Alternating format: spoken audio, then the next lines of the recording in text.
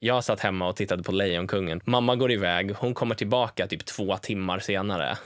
Och jag tittar fortfarande på samma så här 15 sekunder. Alltså så här, jag har spolat om VHSen kontinuerligt. Och då fattade mamma bara, okej, någonting är det ju. Det här måste vi undersöka.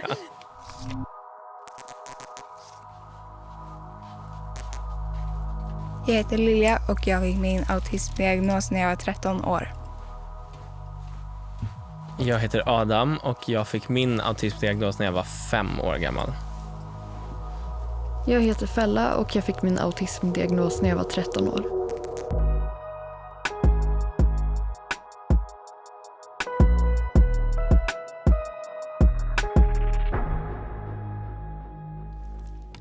På vilket sätt kan det märkas att du lever med autism?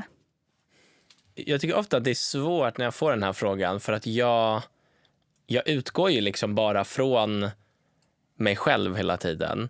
Men jag skulle väl säga, om jag tänker nu till exempel, jag jobbar ju. Och på jobbet så märks det väl till ganska stor del av, jag har en väldig känslighet för ljud och ljus till exempel. Jag kan bli otroligt liksom trött av det. Jag kan bli otroligt stressad och stissig av det. Och sen jag måste liksom, för jag jobbar på ett jobb som innefattar ett av mina specialintressen. Så ganska ofta kan jag behöva så här hålla mig i kragen ganska ordentligt för att inte börja så här infodampa något fruktansvärt om något jag tycker är intressant. Det är väl typ det stora för mina kompisar, kan jag tänka mig. Att ibland ringer jag dem och bara så här, hej, jag fick reda på en fett intressant grej. Och så pratar vi så här 48 minuter, eller jag pratar i 48 minuter. Och så säger de, tack så mycket Adam, klockan är 10, hej då, liksom lite så. Det är väl det stora. Hur var det för dig?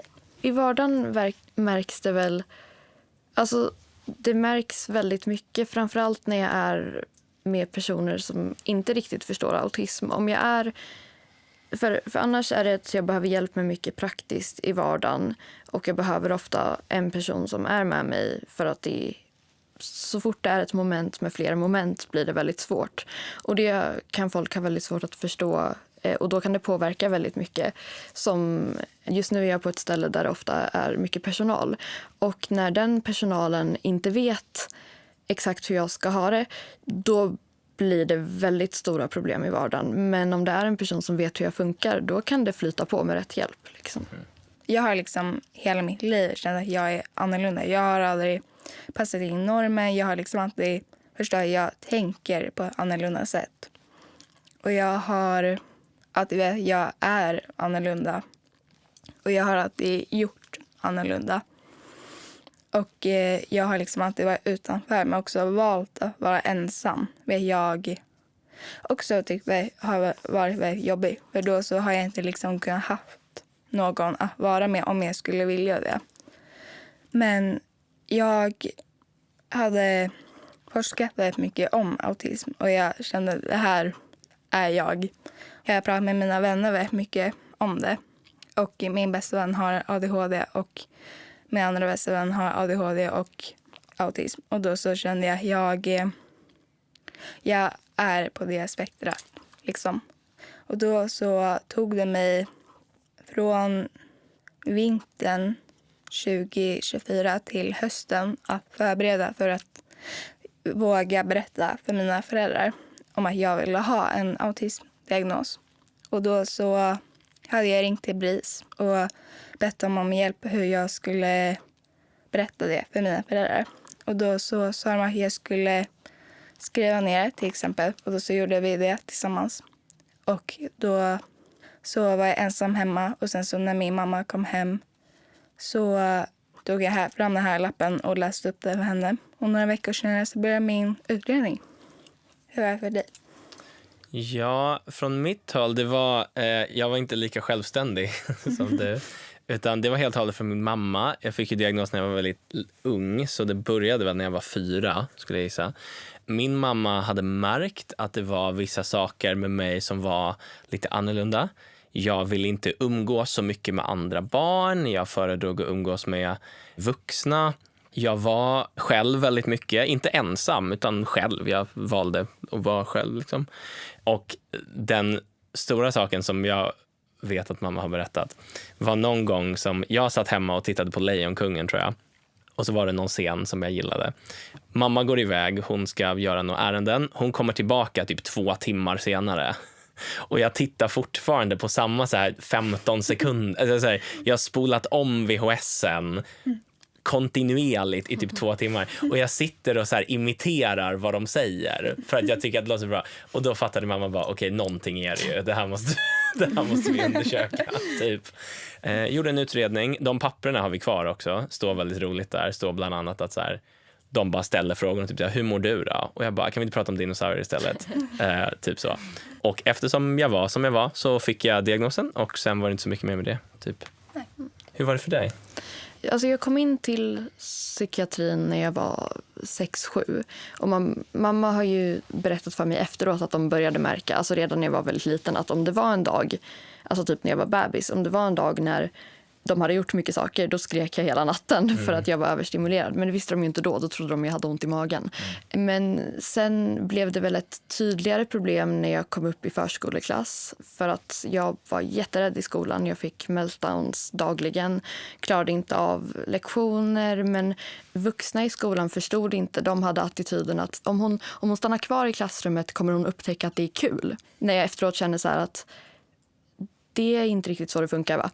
Och att jag fick mycket så här, jag fick aldrig ringa hem när jag var rädd och ledsen, vilket gjorde att min tillit till mina föräldrar skadades. Men det var ju bara allas försök att hjälpa mig att komma på att det visst var kul att vara med kompisar, typ. Så att när jag var 13 och mitt mående hade liksom eskalerat något extremt, då fick jag min autismutredning och diagnos därefter. Men då var det också lite redan för sent. Då kunde jag inte gå i skolan längre och sånt. Men då var också mina föräldrar, de sa ju till mig typ så här: du behöver inte, den här diagnosen går att få bort i framtiden. För de var så här, hon har inte det här. Men sen läste mamma Facebookgrupper och så fick jag så här dagligen så här utrop från mamma.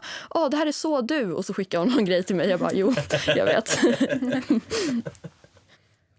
Jag tror att jag också internaliserade det där, eller den här liksom inställningen om att vara mer eller mindre autistisk när jag var yngre. För jag kommer ihåg att när Aspergers liksom försvann och det blev autismspektrumtillstånd, då kommer jag ihåg att jag var ganska anti det. Jag var så här, vadå spektrum? Vadå annorlunda? För jag tänkte ju så här, vadå? Men jag är verbal och jag behöver inte hjälp och jag är inte som han är. Alltså du vet, jag blev bara så här, jag blev jätteprovocerad av det där. Men jag tror att det var just för att jag hade just den där bilden av att det handlar om så här hur autistisk man är, och jag har kommit fram till att så här, det är ju inte så. Så jag har internaliserat nu att så här, okej, jag är bekväm med det. Det tog ganska lång tid innan jag så här kom ur det där. Jag hör ofta den beskrivningen att så här, jag vill inte förknippas med en person som inte är verbal. Alltså så här, mycket den attityden. Yeah. Och för mig har det alltid varit tvärtom. Så här, jag kommer aldrig få hjälp om någon ser på mig och antar att jag klarar allt det. Vilket också är väldigt kul, för man kommer från helt olika perspektiv. Jo, verkligen. Och ändå delar man lite samma känsla. Jag kände aldrig som liten att jag var konstig. Jag kände att när jag var annorlunda på liksom olika fronter, då var jag så här, men jag vet ju att jag är annorlunda, men det är ju för att jag har autism eller Aspergers, hade jag sagt då. Och jag bara, min hjärna funkar annorlunda och det är inget fel på det. Det är bara så det är. Liksom. Så att min självbild hjälpte något otroligt. Sen också att jag visste de här grejerna, vad man har för känsligheter. Mat, alltså, det glömde jag säga tidigare. En väldigt stor grej innan jag fick diagnosen också var att jag var jättematkänslig, som man tenderar att vara. Så jag fick ju, under hela skolgången fick jag specialmat. För att jag kunde inte äta skolmaten, det gick inte. Och jag fick liksom huvudvärk och jag kunde inte studera. Så då fixade mamma specialmat till mig, alla 9 grundskolor och i gymnasiet. All hjälp jag hade kunnat få har jag haft. Och att jag har haft så här ett självförtroende i det också. Att jag varit så här, jag har autism och det är så det är. Och det brukar vara bland det första jag säger till folk om mig själv, bara så att de är medvetna om det. Så jag tror det har hjälpt otroligt mycket med allt det. Liksom. Vad bra att det var så självklart för dig. Att jag är annorlunda, det är så. Du kan inte ändra på det. Nej, men det är väl också ett så här, lite autistiskt, så här, ja det är så. Ja, alltså, vad ska vi göra? Det är ju liksom, så. Ja. Vi kan ju inte vara, nej, Nu är jag inte Nej, men- autistisk längre. Nu är ja, jag nej. normal. Jag blir så glad över att höra alltså, den berättelsen. För att det är så mycket som... Alltså, det är ju många som känner precis tvärtom. Och jag blir så glad över att det finns personer som känner som du. Och som har den upplevelsen. För det har också sina motgångar och svårigheter att ha det på det sättet. Men det gör mig ändå väldigt glad att höra att du hade med dig det genom livet. Tack, vad fin du är. Det ska vi säga, när jag blev vuxen och jag började plugga och jag flyttade och jag behövde ta hand om en lägenhet själv. Det var första gången i mitt liv som jag typ så här kraschade verkligen i det. För att då tror jag att jag hade tänkt så mycket så bara, ja men det här går och jag har ju alltid klarat mig och det har alltid fungerat. Men sen helt plötsligt liksom träffar man en vägg och då, så jag blev ju nästan så här bara, jag kommer ihåg, jag satt och tänkte ett tag bara, har jag ens diagnosen, kanske funkar utan, och sen pang, det är definitivt någonting. Det är också ett exempel på att det funkar under rätt omständigheter. Inte alltid, men med rätt hjälp så kan man få ett bra liv. Det känns också lite autistiskt. Att bara, har jag verkligen den här diagnosen? Eller liksom, Imposter syndrome. ja, exakt. Att man liksom ifrågasätter sig själv. Bara, Men från ditt håll då, hur har det hjälpt dig att få diagnosen? Det har hjälpt mig jättemycket. Som sagt så kom det blev liksom för sent. Men sen senare i livet, eller ja, nu är jag 17, då var jag 13. De här åren, det har varit väldigt mycket av att jag åkt runt i olika vårdinstanser och fått dåligt bemötande och folk som inte alls förstår autism. Och då har det hjälpt mig att veta att de har fel. Hur har det hjälpt dig att få din diagnos? gett mig väldigt mycket. Jag passar liksom inte in i skolan. Jag brukar säga om skolan är en cirkel, jag är en fyrkant. Och hur jag än vrider och vänder på det, jag passar inte in. Och jag har inte ändrat på mig själv någonting. Jag har alltid varit mig själv och jag ser inget fel med att vara mig själv. Och jag är väldigt stark i mig själv. Men jag har väl aldrig blivit retad. Eller jag har blivit retad, men jag har aldrig blivit mobbad liksom. Men på min förra skola, då gick jag i vanlig skola. Nu går jag i en skola för barn med autism och ADHD. Men då kunde det vara väldigt många äldre elever och samma årskurs också och i min klass som skulle de skulle vara med mig, inte för att de ville vara med mig utan för att de skulle göra roligt av mig och vara som att jag var djur på ett zoo, för de skulle ha mig och skämta om eller liksom skoja om. Och det jag gjorde så jag svarade att det är så seriöst som möjligt. För om jag inte ger dem någonting att skratta åt, då har de ju inget skratt åt och då blir det inget roligt att göra det. Så jag har ju alltid liksom förstått vad de har hållit på med. Men det har hjälpt mig väldigt mycket, för då har jag liksom haft en förklaring varför jag är konstig. Liksom. För mig är konstig inget dåligt ord. Och också för mina föräldrar. Att de har kunnat hjälpa mig mycket mer i vardagen. De kan förstå mig mer. Hur har din diagnos påverkat dig under din uppväxt?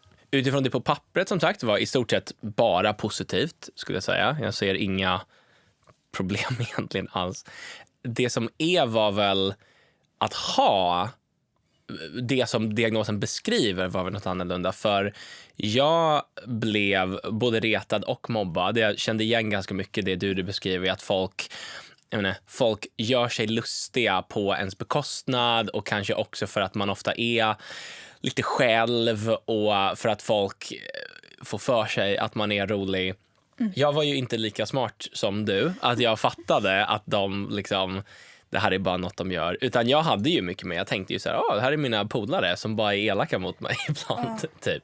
Så jag tror att det satte sig väl i själen på andra sätt. Liksom.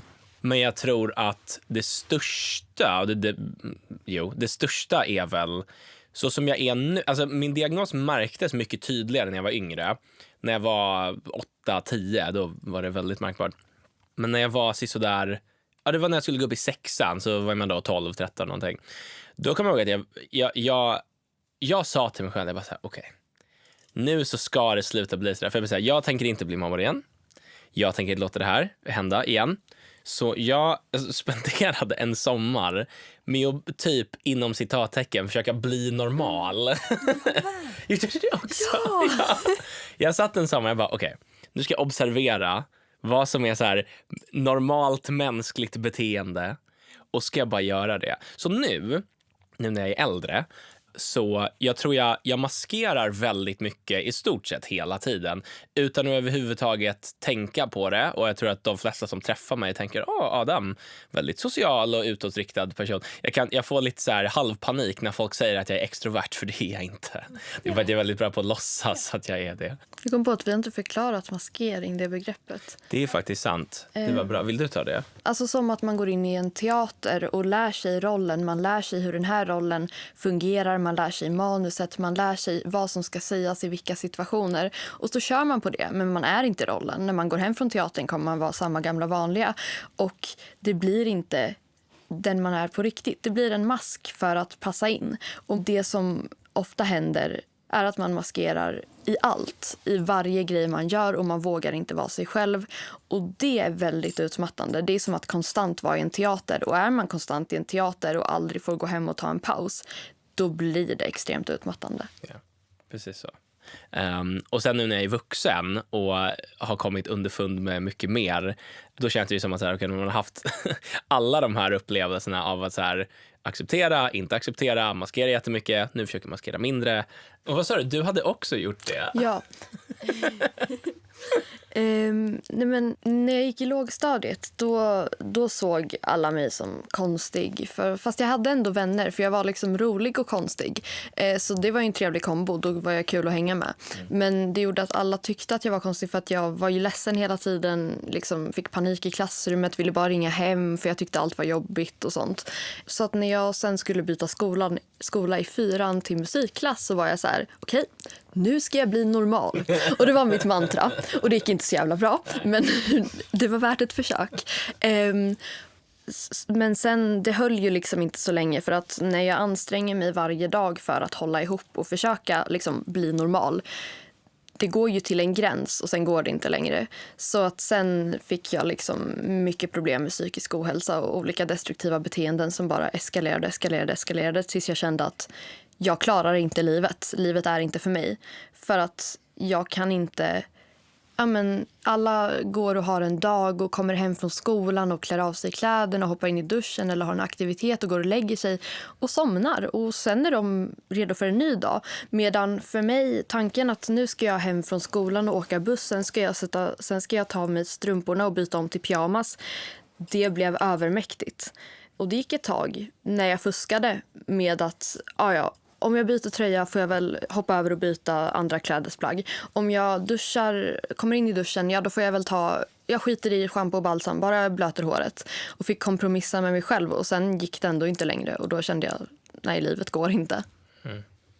Jag tror att många missuppfattar den, som du sa, att jag har väldigt mycket energi, jag pratar väldigt mycket, jag är väldigt mycket, men jag gillar inte att vara med människor. Jag vill vara mycket själv, och jag mår bäst när jag är själv. Och jag tror också att en sak som har varit väldigt jobbig socialt är att jag gillar inte att folk tar på mig, för det känns som om någon har målarfärg på sin hand och sätter så här på min arm. Då känns det som det blir kvar. Och det är jättejobbigt, tycker jag. Men många, när jag träffar familj och vänner, så vill man att de kramar mig. Eller om jag träffar personer, så liksom, för det är norm att man ska beröra varandra. Och jag har väldigt svårt, och jag vet inte riktigt vad jag ska göra när jag inte vill. Eller känner mig bekväm. Ibland känner jag mig bekväm och vill kramas eller skaka hand. Men oftast så gör jag inte det. Och jag vet inte riktigt just nu vad jag ska göra. Men jag jobbar med en psykolog och terapeut för att hjälpa mig med det. Ja, jag tror att det största för mig är under mitt liv har varit olika typer av koder. Liksom, socialt oskrivna koder, och det är ju väldigt klassiskt. Att liksom konstant bli missuppfattad eller så här fultolkad. Och jag tror det märktes väldigt tydligt när... För jag växte ju upp, så hade jag liksom mina människor som jag var väldigt tajt med och som jag kände, som jag hade lärt känna, som jag vet om fungerar med mig väldigt bra. Och sen flyttade jag till Kalmar och så pluggade jag där i 2 år. Och då så var det ju som att allt det där ställdes om igen. Så helt plötsligt är det liksom 1000 nya personer som man ska lära känna och man ska interagera med och lära sig. Och jag tyckte det var fruktansvärt jobbigt där. För att det blev samma grej igen. Man blev så här fultolkad och folk, det är det kan relatera till, när folk egentligen är elaka mot den, men man ser det bara som att de är ärliga, så man fattar typ inte att de är elaka. Så man kan känna att så här, okej, nu sa de det och det gjorde mig ledsen, men jag har typ ingen rätt att känna mig ledsen, för de var ju bara ärliga. Och då behöver man liksom gå till andra människor och bara, nej, nu var de ju elaka mot dig. Jag kan ringa med mina kompisar ganska ofta och bara, hej, det här hände, den här personen sa det här, är det liksom rimligt? Och så måste de säga bara, nej, det där var jätteorimligt. Liksom. Har folk fördomar om dig när du berättar att du har autism? Alltså, jag vet inte. De säger inte fördomarna till mig, vilket är snällt. Men sen har jag ju märkt att när jag pratar med folk så blir det väldigt mycket så här att du är inte på det här sättet. Eller folk har väldigt svårt att förstå ojämn begåvningsprofil, vilket är väldigt vanligt vid autism. Det vill säga att man kan ha jättelätt för vissa saker och jättesvårt för andra saker. Och att det ofta inte är detsamma som hos en neurotypiker. För en neurotypiker kanske tillhör det lätta att knyta skorna eller tvätta håret. Och det tillhör det jättesvåra att skriva uppsatser eller läsa på i timmar om något ämne som de tycker är ganska monotont och tråkigt. Men för mig blir det inte så. Det blir tvärtom. Och det kan vara väldigt svårt att förstå. Och mycket så här att, men du klarar ju det här. Varför klarar du inte det? När det för mig blir en helt annan grej. Jag tycker fraseringen ojämn begåvningsprofil var jättebra. Det ska jag börja använda. Det var superbra. Jag satt och tänkte exakt samma, alltså med typ samma ord. Jag tänkte så bara, jag tycker ju att om jag sitter i 4 timmar och läser studier om dinosaurier och kanske glömmer äta, det kommer helt naturligt. Men jag tänkte bokstavligen så här, men om du ber mig så här, ska du, din skosnöre går upp, ska du knyta skorna? Nej, jag kommer inte göra. Och då antar folk att man har en inre vilja att knyta skorna. Varför?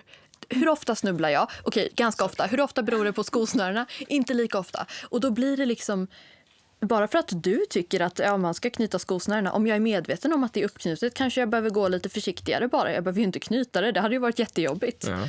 Min mamma sa alltid när jag var liten att du gör saker på ditt eget sätt, vilket ju är ett snällt sätt att uttrycka det. Men Min gammelmormor sa att Lilja, hon går med egna vågor genom havet. vad fin. Ja, det var väldigt fint. Men ett sätt att säga, Lilja, hon är väldigt annorlunda. Jo, precis.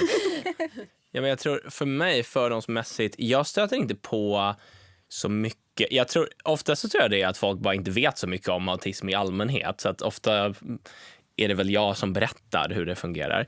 Men det som jag har hört konsekvent under mitt liv är ju att jag träffar någon och så har vi ett bra utbyte. Och sen så nämner jag vid något tillfälle att jag har autism. Och då, det är som ett manus. De säger i stort sett alltid samma sak. Va? Det hade jag aldrig trott. Det hade jag aldrig trott. Ja, exakt. Det hade jag aldrig trott. Du verkar ju så fungerande. Typ. Jag blir så här lite provocerad när jag hör det nu för tiden. Av anledningen att typ, de ser ju inte vad som pågår internt i dig. Men jag känner så här, om jag liksom har problem som jag liksom måste ta hand om och ta tag i, som liksom är liksom svårt i mitt liv. Och folk kan säga, va? Men det hade ju verkligen inte märkt. Och jag fattar att de menar ju något väl.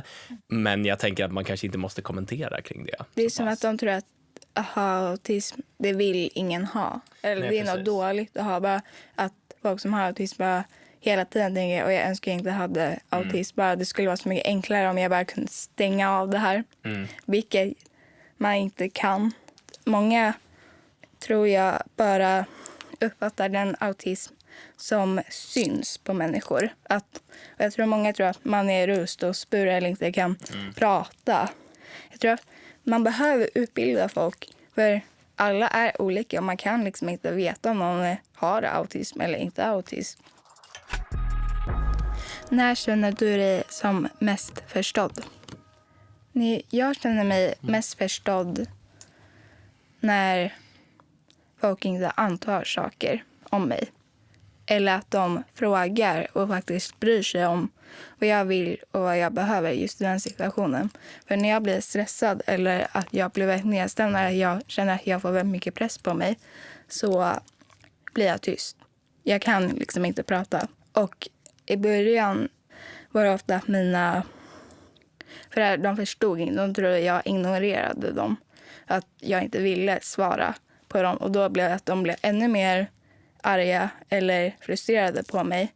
Det gjorde jag kände mig ännu mer pressad. Det gjorde ännu mindre kunde prata liksom. Och det var väldigt jobbigt tills de förstod att jag kan liksom inte prata. Det kommer liksom inget. Det går inte. Och jag känner mig mest förstådd när folk förstår mig och inte känner press. Och de vet liksom innan hur det fungerar med autism och hur det fungerar för mig och min autism och hur det är liksom med mig. Och just när jag blir pressad, att de inte fortsätter att pressa mig eller att de bara försöker liksom förstå och göra det bästa de kan. Hur är det för dig? Jo, jag relaterar mycket till det du säger. Innan jag fick diagnosen så kunde det vara liksom incidenter när om saker inte gick, om jag typ inte kunde hålla i en sax ordentligt eller liknande, så kunde vuxna i mitt liv, de kunde ju liksom tro att jag jävlades typ. Att det är så här, vilken störig liten pojke som bara inte kan göra vad han blir tillsagd till liksom. Jag tror det är väldigt så här vanligt också med alla typer av diagnoser som inte förstås. Jag har vissa människor som jag har känt i liksom 15 år som de har sett varenda del av mig, de har sett varenda positiv del av mig, de har sett varenda negativ del av mig.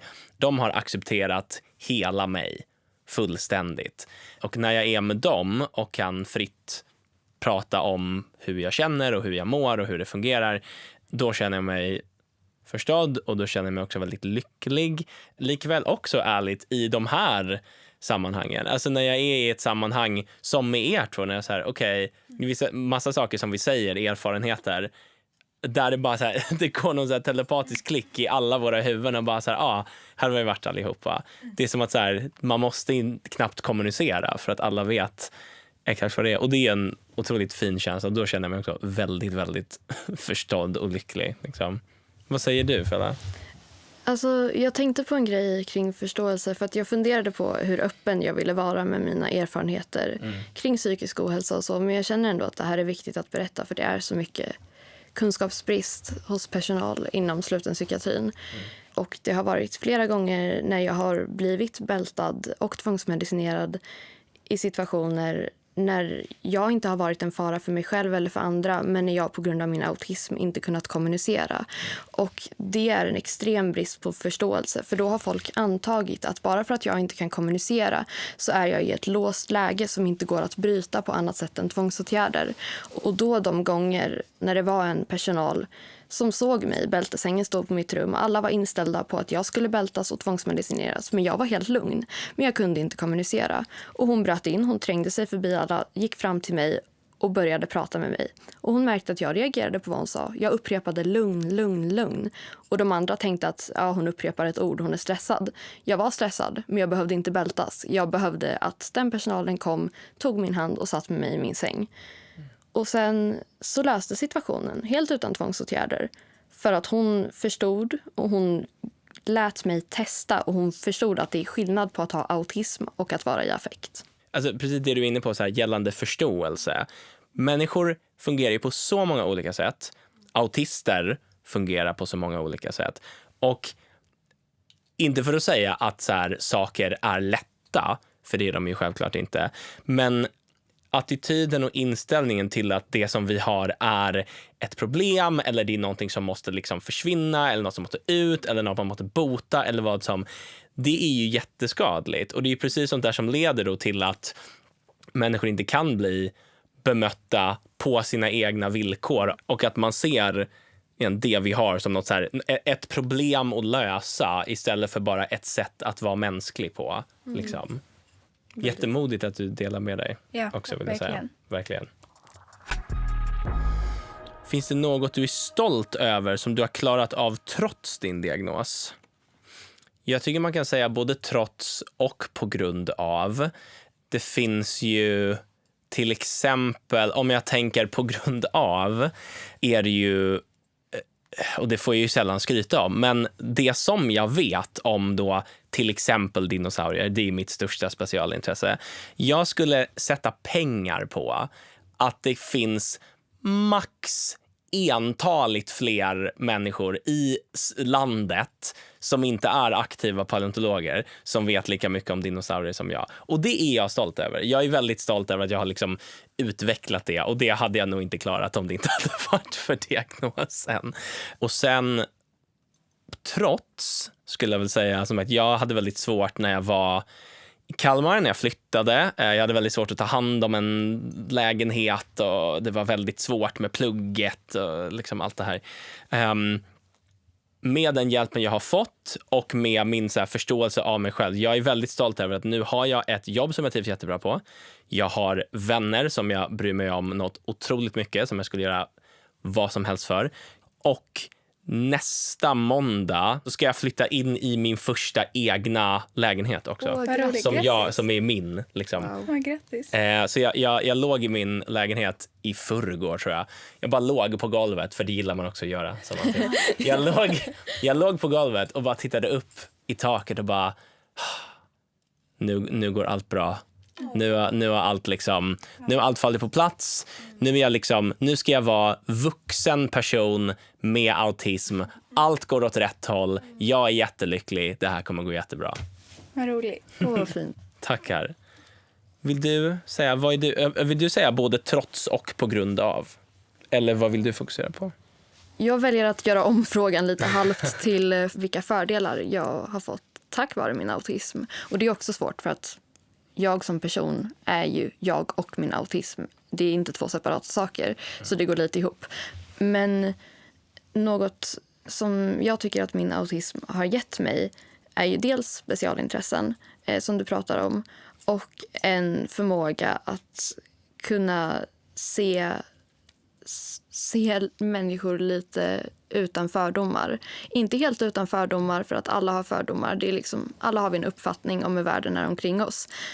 Men jag vill hoppas och tro att jag kan vara öppen med hur jag bemöter människor och se dem utöver det lilla jag vet om dem eller det lilla jag hört av andra. Och det är en fördel. Det jag är mest stolt över med min autism är...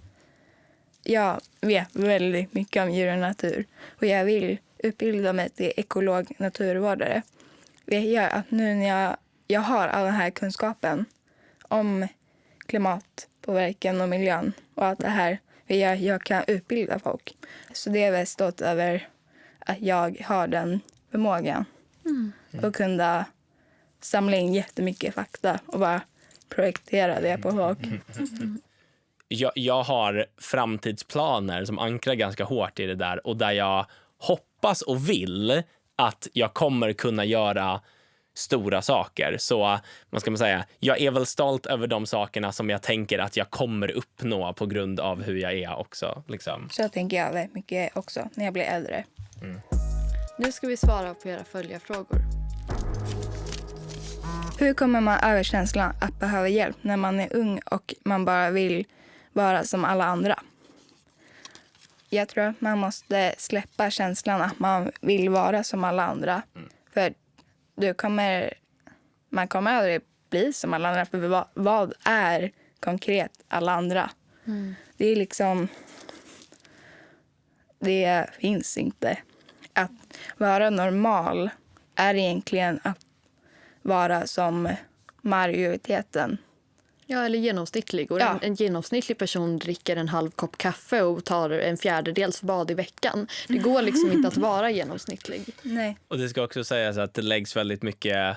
Alltså, det läggs ju väldigt mycket i begreppet normal. Men precis som du är inne på, tycker jag att det är viktigt att säga att normala människor är ju inte heller normala. Alltså, Nej, liksom, titta på hur mycket konflikter och hur mycket meningsskiljaktigheter och hur mycket missförstånd det blir av folk hela tiden med alla. Det finns ju inget som är normalt på det sättet. Ja, det var en annan del. Det första var, hur kommer man överkänsla att behöva hjälp när man är ung?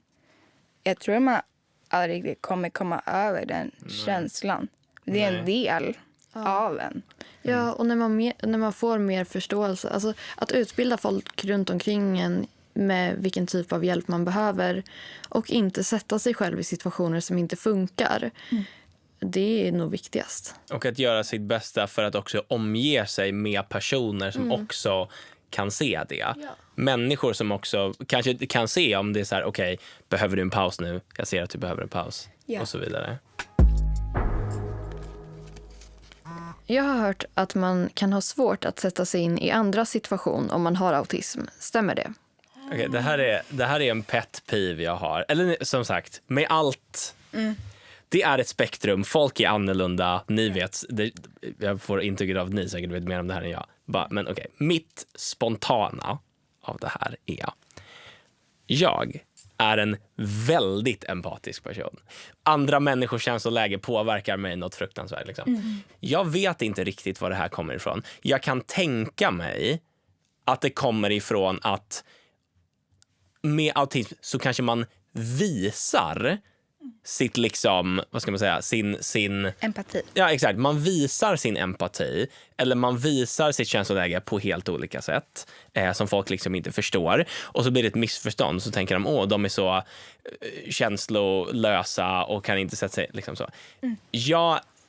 Jag tycker att det här är det kanske vi borde ha nämnt tidigare. Jag tycker att det här är en väldigt skadlig stereotyp. Alltså jag tycker inte alls om det här. Jag kan bli väldigt irriterad på den föreställningen. Som att jag personligen, jag har väldigt mycket empati för folk. Men jag tror att jag har mycket svårare att visa det än vad vanliga personer gör. Och jag tror de flesta neurotypiker låtsas ofta vara empatiska för att inte framstå som känslolösa. Men jag tror också att autister reagerar på andra sätt än vad normala eller neurotypiker.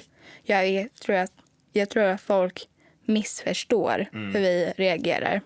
Att om vi inte har något ansiktsuttryck eller att vi inte säger hur vi känner så känner vi inte. För vi inte visar det till dem. Vet du, okej, så här, om jag ska vara lite fair, om jag inte bara ska vara irriterad. Typ så här, om det är X och Y. Jag bara, men Y är ju helt ologiskt. Liksom. Och då kunde min samlärare vara typ så här, jo men du vet, det finns ju ändå människor som tycker Y. Jag bara så här, okej, det kan de väl göra, men så här, argumentet är ju helt ologiskt. Och så det kan jag förstå. Jag tror att det händer nog ganska ofta. Men det är ju inte att man inte förstår typ så här känslor. Eller att man inte kan förstå att någon är ledsen. Jag har jättesvårt att sätta mig in i andra situationer och även mina egna. Alltså jag är medveten om vad som sker för mig just nu. Men om mamma frågar mig, vill du äta korvstroganoff till middag imorgon? Då kan jag inte svara på det, för jag vill ju inte äta korvstroganoff till middag nu. Och då blir det ju jättesvårt för mig att veta om jag kommer vilja äta korvstroganoff imorgon. För att just nu vill jag inte det. Och då blir det ju likadant om någon är upprörd eller någonting i en situation som jag inte varit i och jag inte minns hur jag reagerar i en sån situation, då blir det ju jättesvårt för mig att förstå den personen för att jag förstår ju inte situationen. Ja. Men det blev så här, men är det autistiskt? Alltså, Ja, det är det är så här, autistiskt. Vad tror ni hade varit annorlunda om ni fick diagnosen tidigare? Jag tror att jag skulle få mycket mer hjälp i skolan. För jag har haft det väldigt svårt i skolan. Men också att jag inte skulle bli... Jag skulle bli uppfostrad på ett annat sätt. För jag har liksom lärt mig att jag inte ska riktigt vara den jag är. För att det är fel. Så gör man inte. Men om folk har förstått att det här är naturligt för mig, jag dummar mig inte bara. Då skulle folk förstå och tillåta mig vara mer som jag är. Så, och sen så med tiden så har de förstått mer och de har läst böcker och lyssnat på podcast och liksom så och läst på. Men jag tror att det skulle bli mycket enklare för mig att ta mig fram om jag hade fått min diagnos tidigare. Du diagnostiseras väldigt tidigt så du kanske inte riktigt har någon skillnad. Nej, precis. Jag tänkte säga det enda som skulle vara skilt är väl att jag skulle ha ett färre minne där någon blev sur för att jag inte fattade hur en sax fungerade. Det är väl den enda skillnaden. Yeah. Men i praktiken hade jag väl haft exakt samma liv, tror jag. Om det hade varit 1 år tidigare. Och du, Fälla? Jag tänker att hade jag fått både förståelse, diagnos och rätt nivå av stöd tidigare, då hade det nog förhindrat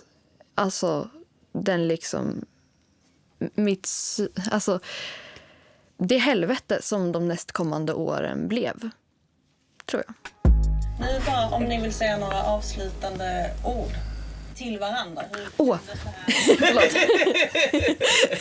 Får jag säga en kommunslogan jättesnabbt? Okej, Vallentuna, var 5:e invånare en häst. Skurup, when in Europe don't miss Skurup. Och 3, det här var Säters förra. Säter, tokig i Säter. De behövde ta bort den, inte helt oväntat, för han spelar ju på deras mentalsjukhus. Var det okej? Kommunslogans är inte riktigt ett specialintresse, det är mer en kort hyperfixation. Kan jag lägga till och säga att jag alltid älskat I Love You som you har. Den är bra Ja, också. den är asbra. Yes. Jag vill säga som med råge äldst här vill jag säga att så här, jag blir otroligt imponerad av er bägge två. Jag tycker ni är jättehäftiga. Jag har ingen tvivel alls på att ni kommer göra stora saker, och jag tror att när ni är lika gamla som jag så tror jag att ni kommer ha kommit betydligt längre än jag. För jag var inte lika smart som ni när jag var i er ålder. Detsamma, ni är så himla vettiga människor. Alltså jag var lite rädd att jag skulle komma hit och så skulle det vara folk som jag kände att nu kliar det inombords, för de här fattar inte alls. Men ni är så öppna, ni har sån förståelse, och det är så kul att höra era erfarenheter och liksom alltså höra era liv. Det är jätteimponerande. Tack så mycket.